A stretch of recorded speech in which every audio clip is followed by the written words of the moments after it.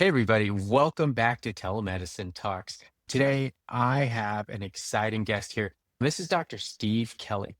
Now, Dr. Steve Kelly was a full time ER doctor that found telemedicine his own way and made it happen. And actually, he created a business out of it. Now, you're the CEO and the founder of Refill Genie, right, Steve? And really, I want to get into the story of how you did it. And there's reasons why. So, first of all, welcome to the show. It is amazing to have you here. Yeah, thanks very much. Happy to be here. And like I said, you're kind of a celebrity now for me. So I really love the show. Dude, don't get my head any bigger. My sister, they can be like, dude, he doesn't need it.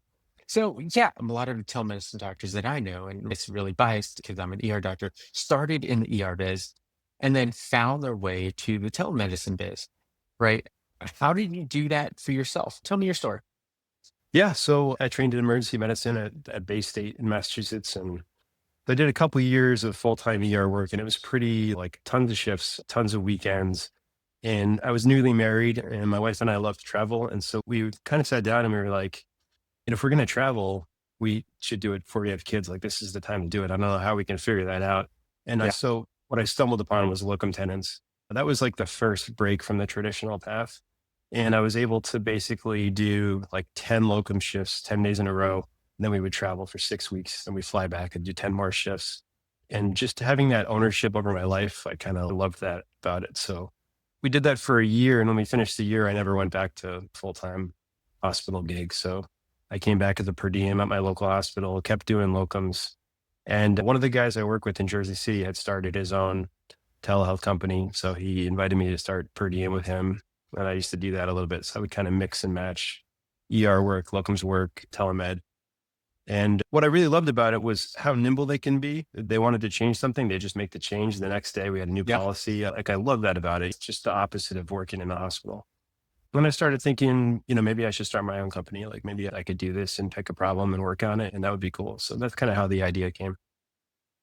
No, that's amazing. And you touch on a lot of points. That's a recurring theme in kind of our podcast and with the people that we talk about. It's really ownership of your life, right? Of your Right. time. And really getting back to becoming a human again. God forbid, right? We spent all those years and we've taken an oath to serve people, but you're not expected to actually take care of yourself, right? And then two is really that flexibility in the business, right? You're not the clinical monkey that says, okay, push the boxes and you push the boxes. You're the one that's actually making the boxes and saying, hey, this is what we want to do. And if it doesn't work and if it makes sense, well, we're going to change it. And yeah, it's common cause of burnout. And really now you're a full-time telemedicine physician working on mostly full-time, less in person, right? Less locums, correct? Yeah, I'm now full time, all telehealth. I still work for my old friend's company, and the Yeah. rest of my time I spend running Refill Genie. And I'd say it's probably 60-40 at this point, Refill Genie to Yeah. the other gig, but all full time. I've been out of the ER now for 2 years. How does it feel? Do you ever get the It feels itch? great.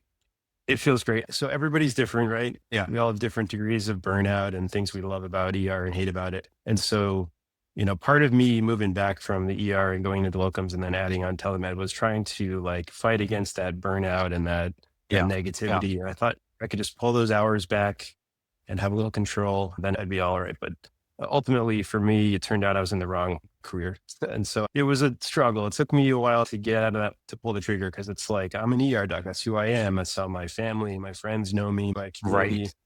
That's a hurdle. Once I made the jump and now I introduce myself as a former ER doc turned telehealth doc, honestly don't think anyone cares. And it's more about, Well, getting over that own insecurity. it's not the incorrect pathway, I don't think. When ER docs, we're like the utility knives, right?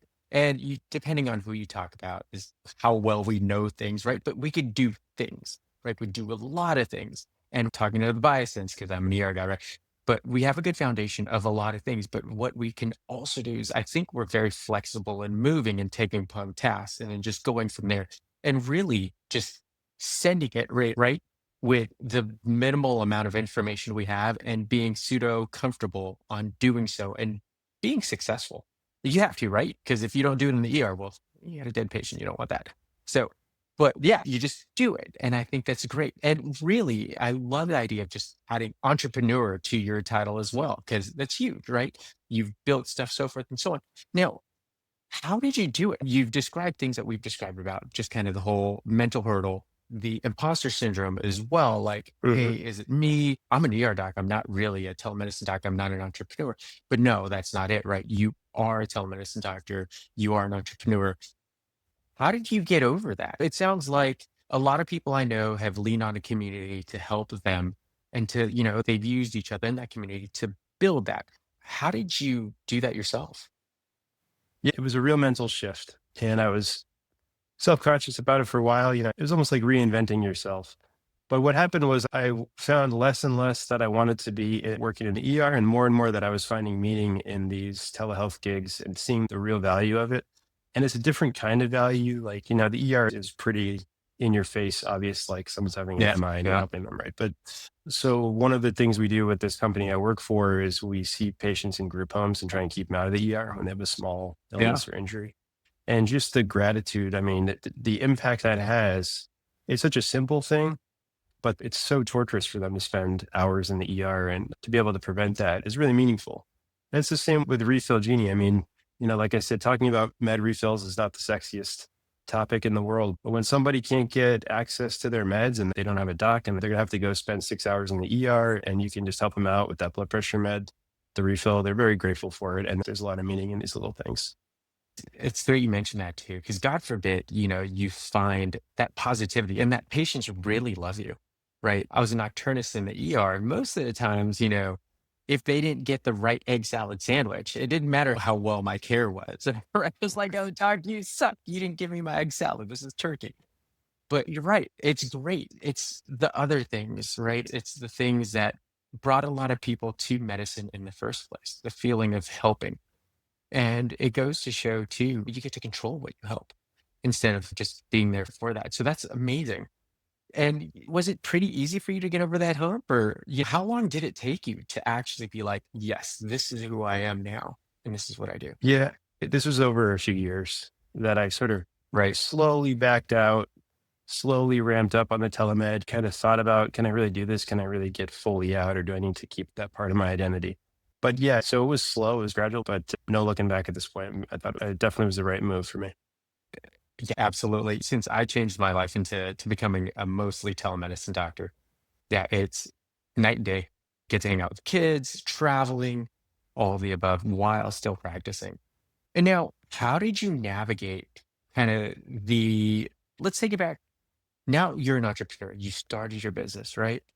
And yes, you had your friend that did that. And it sounds like you use that as a template. How did you figure that part out on your own? Yeah, sure. Once I kind of got a sense for what could be done with telehealth, I actually worked for a few companies and Yeah. some video based, some asynchronous, text based. And I thought that was really fascinating, like all the different ways you can provide care.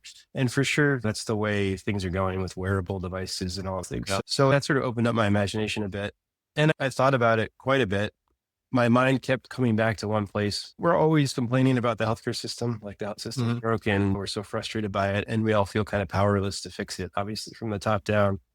But the thought was like, I see what Station MD, this company I work for, is doing. They picked one problem of group homes Mm. and they fixed that. Like maybe I could just pick one sort of tangible problem, like something that's small enough to fix, maybe, but still like big enough to actually matter. So like Yeah. that was sort of the thought. And I kept coming back to this lady I saw in the ER. She was in her 40s. She came in with a massive stroke, a hemorrhagic stroke. And I talked to her for a bit. And the backstory was like literally she just was off her blood pressure meds because she lost her job. So like her health insurance expired Ugh. and she couldn't get refills. It was just too frustrating. She basically just gave up. She went for a few years without the meds, but that was the backstory. And it really stuck with me. And I didn't do anything about it until a few years later. But I saw that same need again on the different telehealth platforms I worked for. I saw a lot of people coming in asking for bridge refills, and the standing line for a lot of the companies is like, well, no, we don't do chronic care. We'll do Yes. UTIs and Yeah. sinusitis. Yeah. That's not safe. We don't touch chronic care. We're going to refer you out. And then, but you realize that referring these people out, it's a good CYA measure maybe for us, but they don't actually land in a primary care office at that point.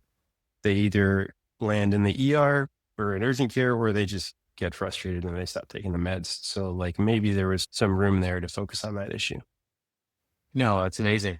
Yeah, definitely, being on a lot of platforms myself. You're right. That's a key verbiage, right? Hey, sorry. Or there's a lot of hoops that they have to run through, right? And a lot of times it's just people give up. It's not worth their while, right? And there's a lot of non-standardization. What do you do? So forth and so on. So I think it's a great idea. Now, navigating that piece, right? Did you take any business classes yourself or did your med school? I'm sure your med school had like business classes and this is how to set up, right?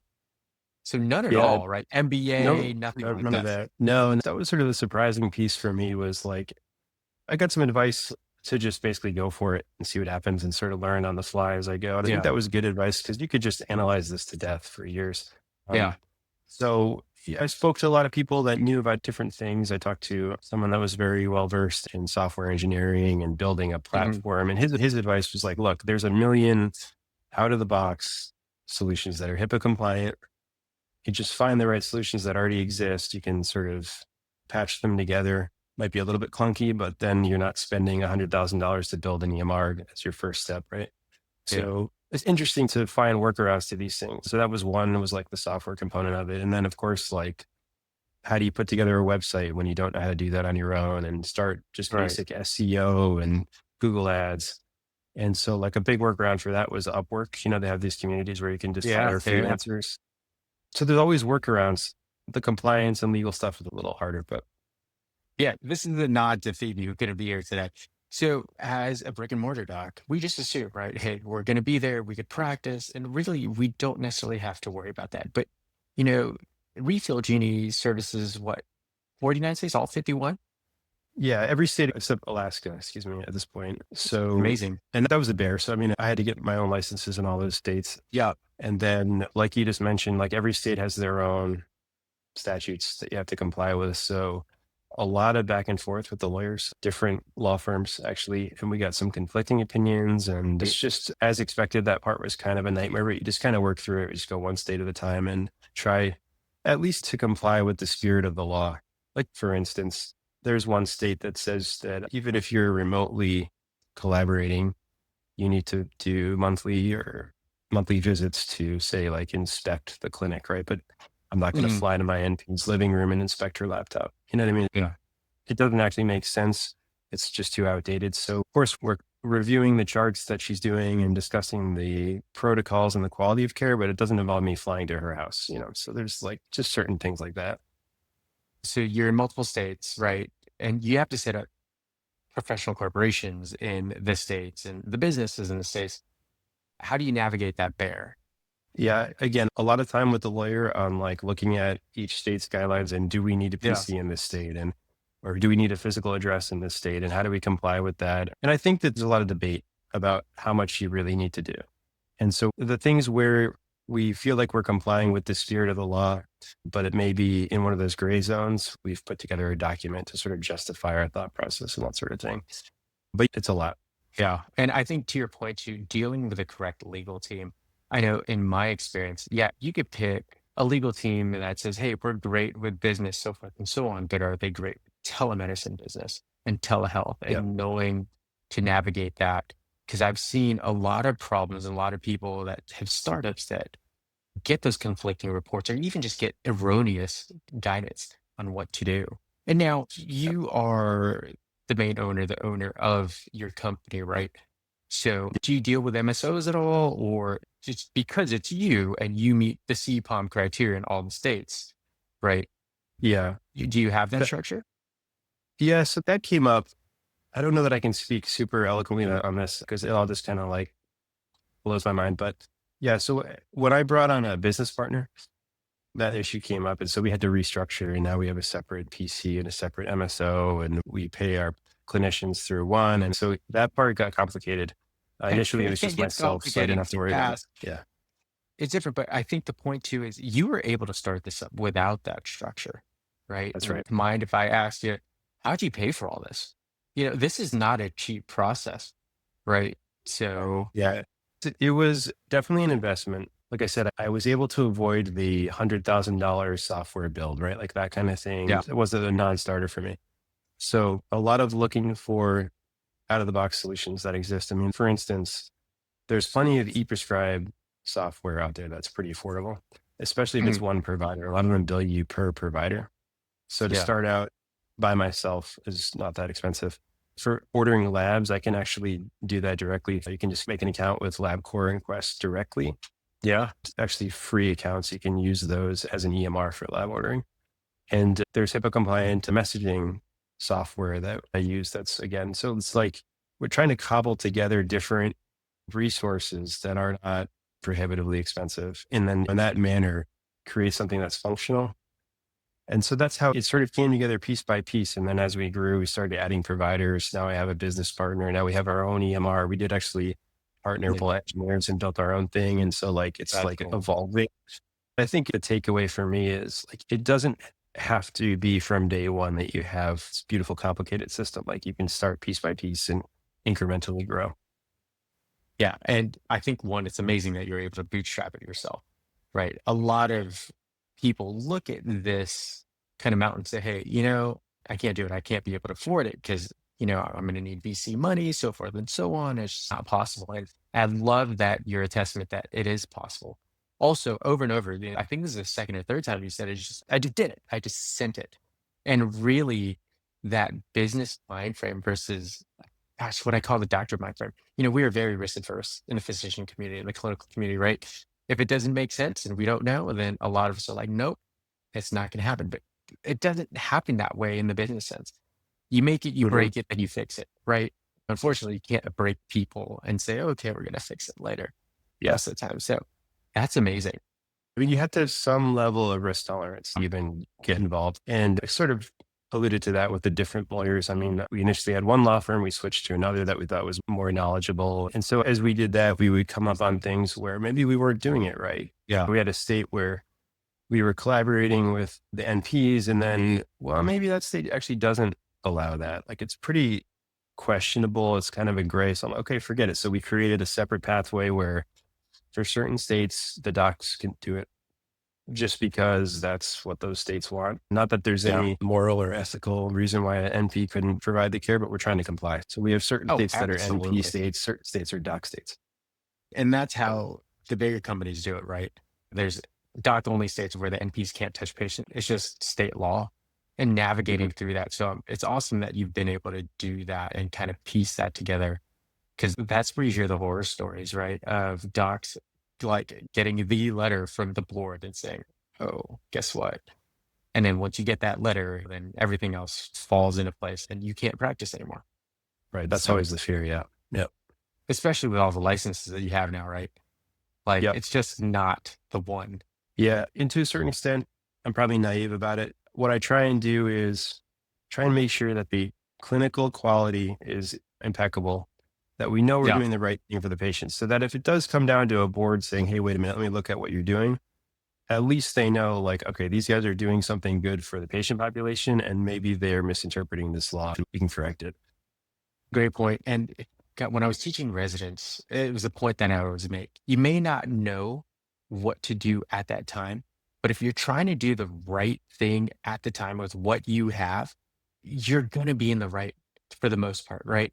Yeah. And who was I talking to? It was somebody legal. And I was talking about board actions versus malpractice, so forth and so on. And getting a port action isn't the dagger in the heart that I once thought it was. Like, once you do that, it's gone. Right now, you get the letter and you prove your case. And as long as you could prove that, hey, this is why I was doing it, and I was doing it out of what I thought was clinical soundness and good clinical quality. Right. But yeah, I think, yeah, having a good clinical quality program is key, not just for good clinical practice, but keeping your noses dry as well. Yeah. So I know we're coming in time, but no, this is amazing. Really, it's great to hear a story of somebody being able just to say, I'm going to do it and then do it without breaking the bank. And again, a lot of people needed people to talk to. So for so on, I'm sure you have your safety net and your network that you talk to, but you were able to do it and be super successful. So thanks for joining. Now, the question I ask almost everybody that comes on the show, if you go back to your intern self and give him one piece of advice, what would it be? Yeah. I mean, the thing that I wish I had heard was ask more questions, not less.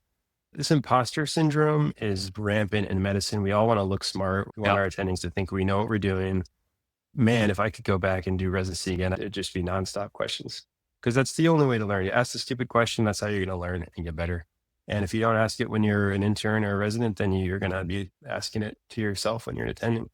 And that's what I would tell myself, ask more questions. Yeah, a lot of us didn't want to be that person, right? And we had board rounds, that'll date me. But sitting in front of the board, holding the dry eraser marker, right? You didn't want to be the guy that would the attending want to just get all tired and just throw that marker at. We've had a couple of attendings like that. Yes. So, but no, that's definitely good advice, right? Because you don't know what you don't know. And especially going into it, like going into or business wise and being an entrepreneur, we don't know this stuff, right? And so asking work, if that's amazing. Now, if people want to talk to you and get advice, and I know I'm offering you up as a free coach, so I'm sorry if I'm doing that, but For just want sure. to talk to you and just pick your brain and talk about Refill Genie, how can they get in contact with it? Yeah, I'm happy to talk to anybody. My email address is stephenkelly@refillgenie.com. You can also just look me up on LinkedIn. I'm glad to chat with anybody. Actually, at the moment, we're hiring for docs. And so if you have a bunch of state licenses, hit me up. And then, the other thing is actually we found a consultant through your podcast, the Sunshine Moore. She's been Awesome. Yeah. meeting with Let's us. tell 'em. Yeah. So we're brainstorming, investigating how to partner with other groups like universities, health plans, employee assistance programs. I think that's great. Yeah, definitely.